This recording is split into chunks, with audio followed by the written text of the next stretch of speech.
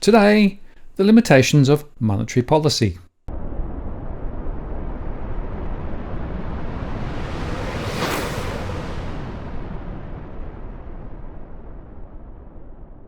Hello again, it's Martin North from Digital Finance Analytics, well, this post covering finance and property news. Well, last week the departing RBA Central Bank Governor Phil Lowe used his final public comments given at the Anika Foundation to defend his more controversial comments, saying while some of his explanations had missed the mark, the media also had a responsibility to avoid clickbait. But he also highlighted the limitations of monetary policy and suggested that fiscal and monetary policy could be better connected than today, something which should have been considered by the recent RBA review.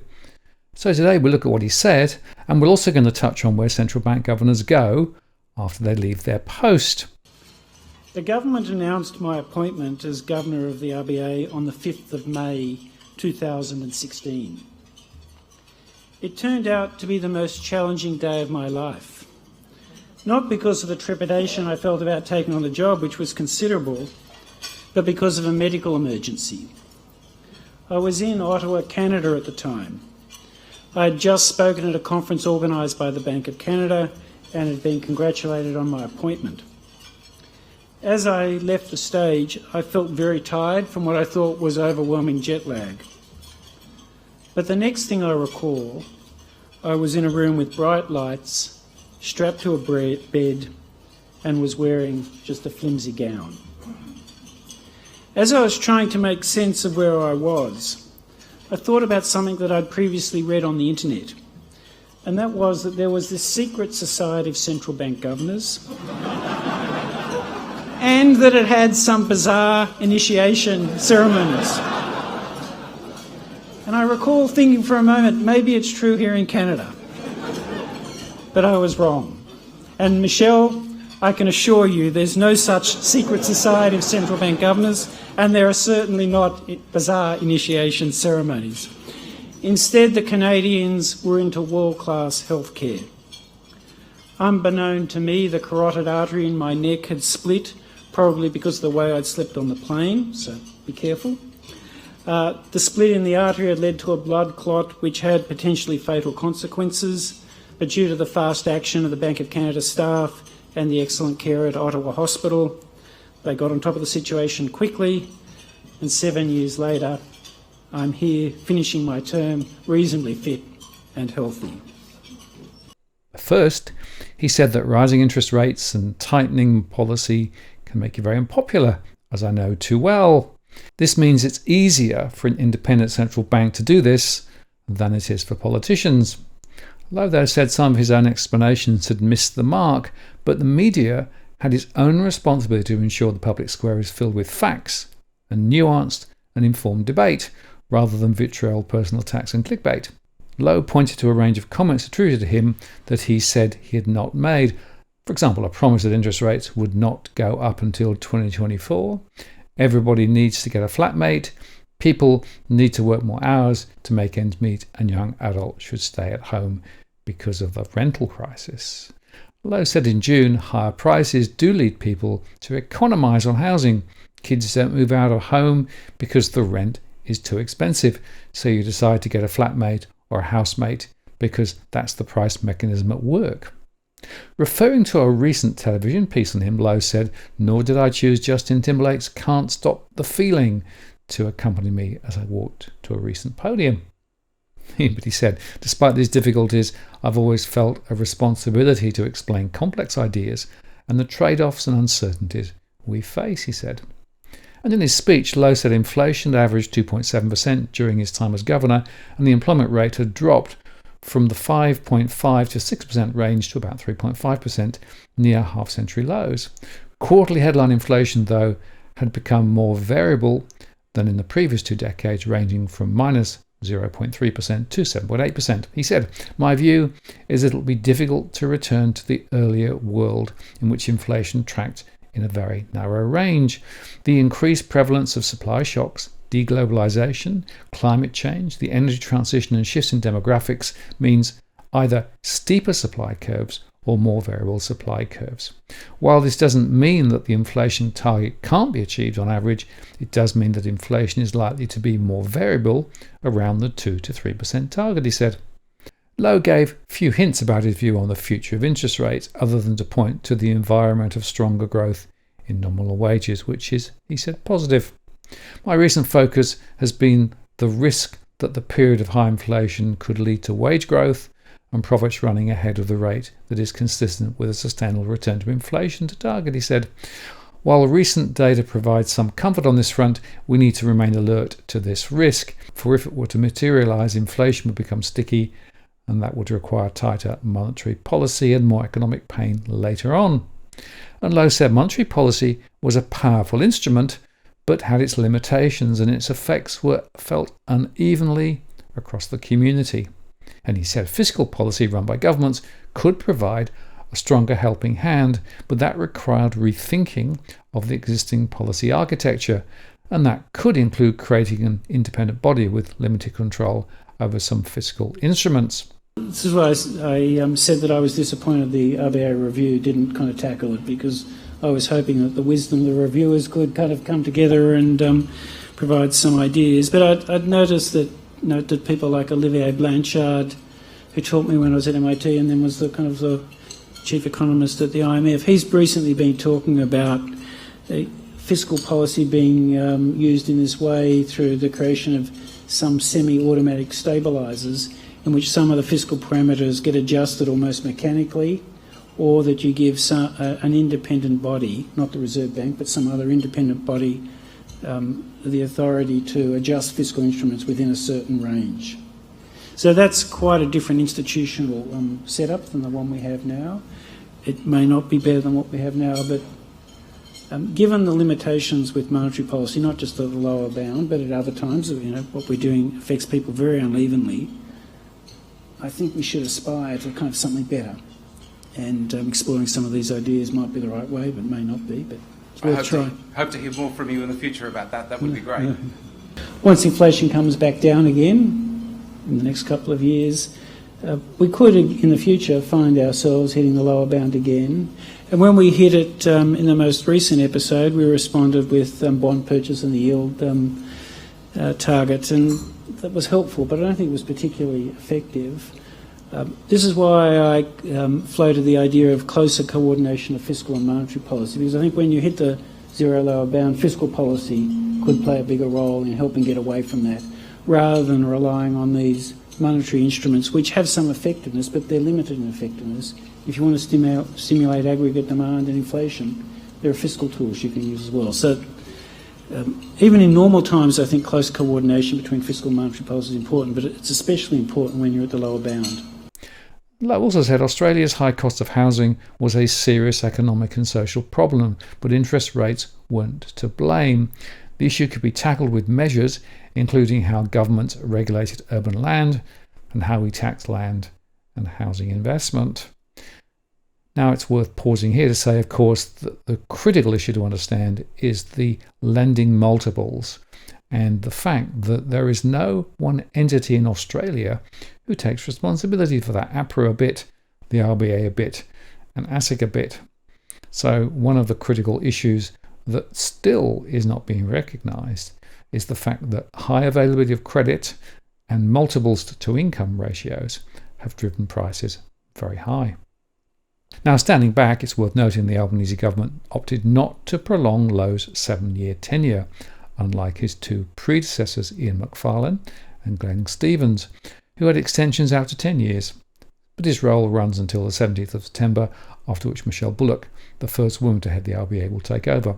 Lowe's fate was probably sealed by public anger of the RBA's record run of interest rate increases that added 4 percentage points to borrowing costs in a 13-month stint starting in May 2022. But of course, that was part of their own making insofar that they cut rates low too aggressively through COVID, which meant they had a hill to climb. And he did admit, in fact, in the speech, that too much stimulus was provided, but it was an insurance policy. Now, many economists think that the central bank's rate hikes are actually over now as the economy continues to slow and inflation eases back. But as I said yesterday, don't be fooled. More inflation is definitely still in the wings, thanks to high oil prices. And it's true that with the cash rate plateauing at around 4.1%, his successor, Bullock, may preside over a lengthy spell of stability. In other words, rates will still be higher for longer, but not just going up much more from where they are now. Interestingly, Jonathan Kearns, who worked as a senior RBA official alongside Lowe before leaving in February, did become chief economist at Challenger, said he expected the outgoing governor will be remembered more favourably than now for his commitment, intellect and optimism through the pandemic. However, he said that there would always be a footnote to Lowe's career highlighting his predictions in late 2021 that the RBA would leave rates unchanged until 2024. And sure, Lowe can claim conditionality, but actually it was less clear. The commitment was always given as conditional, so I guess the error was allowing it to be reported as being unconditional and taken that way by the public, Kearns said. Now, turning to Lowe's future, Peter Martin at The Conversation posed this question: will Reserve Bank Governor Phil Lowe move to a private bank after his term as governor ends next week? And he went on to say, after having chaired his last board meeting on Tuesday, there's nothing to stop him, and as shabby as it seems, he wouldn't be the first.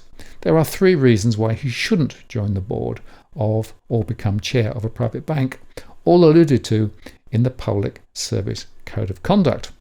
1 is concern that the former employee would reveal confidential government information, which would be unlikely for somebody as clear as Lowe, by the way, or provide some other information that would give the new employer an advantage in its business dealings, which would be more likely, even if unintentional. Banks don't seek out former Reserve Bank chiefs unless they think there's something in it for them.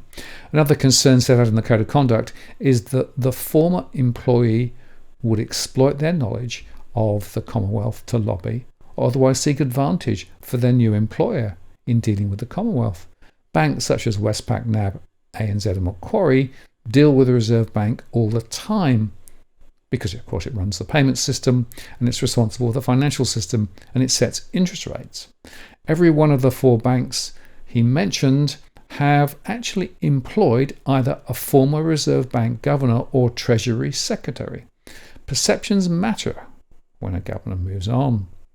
Even where these high-profile hires don't help the banks in their relations with the regulator, the Public Service Code of Conduct points to the perception that they will have a greater ability to influence regulators than other hires. And the third concern identified in the Code of Conduct, and perhaps is the most important, has been labelled ingratitude by a public service specialist at the Australian National University, Richard Mulligan. It's the possibility that while still in the public service, the employee will use their position to go soft on an organisation or type of organisation they see as a potential future employer. The Reserve Bank's own Code of Conduct is silent on the question of taking up employment with the banks it regulates, although it does say that where there is a perception of conflict of interest, the employee has to discuss it with the relevant department head or governor. The government's lobbying code of conduct in place since 2008 purports to ban heads of department from engaging in lobbying activities relating to any time in which they had official dealings for 12 months after they had left office. But then he said former governors needn't lobby, and actually 12 months isn't long to wait. Lowe's predecessor, the man to whom he was deputy, Glenn Stevens, finished up as Reserve Bank governor in September 2016 and joined the board of the Macquarie Bank and the Macquarie Group in December 2017. And he's been the chair of Macquarie Bank and the Macquarie Group since 2022. Stevens' predecessor as governor, Ian Macfarlane, finished as the head of the Reserve Bank in September 2006 and joined the board of the ANZ Bank in February 2007. And the governor he replaced, Bernie Fraser, finished at the Reserve Bank in September 1996 and joined the board of the industry funds that became Australian Super in the same year, becoming chair of the super fund-owned Emmy Bank in 2000. And Ken Henry stepped down as head of the Australian Treasury and a member of the Reserve Bank board in April 2011 and in November that year joined the board of the National Australia Bank. In 2015, he was made its chair. And the man Henry replaced at the Treasury, Ted Evans, stepped down in April 2001 and joined the board of Westpac that year, becoming its chair in 2007. Peter Martin said, "I dealt with each of these people while they were governors or Treasury secretaries, and I've never seen anything that made me doubt their integrity. And yet, in my view, none of them should have gone to work for the type of the organisation that they used to regulate. They didn't need the money. All of them were paid extraordinarily well. In 21-22, Phil Lowe was on a package of over $1 million, including superannuation, and a salary of $890,000. None needed another high-paying job straight away, and because of public service super, all had a generous income to look forward to in retirement." Martin said, "I understand that they need to continue to do interesting things, but I don't think it's too big a sacrifice to ask former regulators to do those things away from the types of organisations they had the privilege of regulating." On retiring from the Reserve Bank in 1968, its first governor, H.C. Coombs, chaired the Council for the Arts and the Council for Aboriginal Affairs. He made an ever greater contribution to Australia without doing what the Japanese call amakudari, or descending from heaven, to work for the organisations he once regulated. When Lowe took the governor's job in 2016, Martin wrote a profile of him for The Age and the Sydney Morning Herald, speaking to former teachers and colleagues off the record. Repeatedly, unprompted, they mention his firm moral compass. And so Martin concludes, Lowe is about to turn 62. He has years of useful work ahead of him, and I don't expect him to descend from heaven to do it. So 2 points I want to make. Firstly, this critical discussion of the relationship between monetary policy and fiscal is really, really important, and is not one that is being explored in any way that makes any sense. Unfortunately, some of the discussion seems to extend the rather mechanistic monetary thinking to fiscal too. In other words, setting up offsetting stabilizers between one and the other. But this is based on a flawed view of how the economy works. The economy is not a black box with a couple of levers on the top, fiscal, monetary. The truth is the economy is a much more complicated beast, subject to a whole bunch of uncertainties, and trying to manage fiscal and monetary using levers doesn't make a lot of sense to me. But the second point is this: Lowe is leaving, and I will be too disappointed if he actually ends up in one of the major banks. But on past history, unfortunately, that could well be what happens. And that is not necessarily a good thing, as Peter Martin says. I'm Martin North from Digital Finance Analytics. Many thanks for watching, and I'll see you again next time.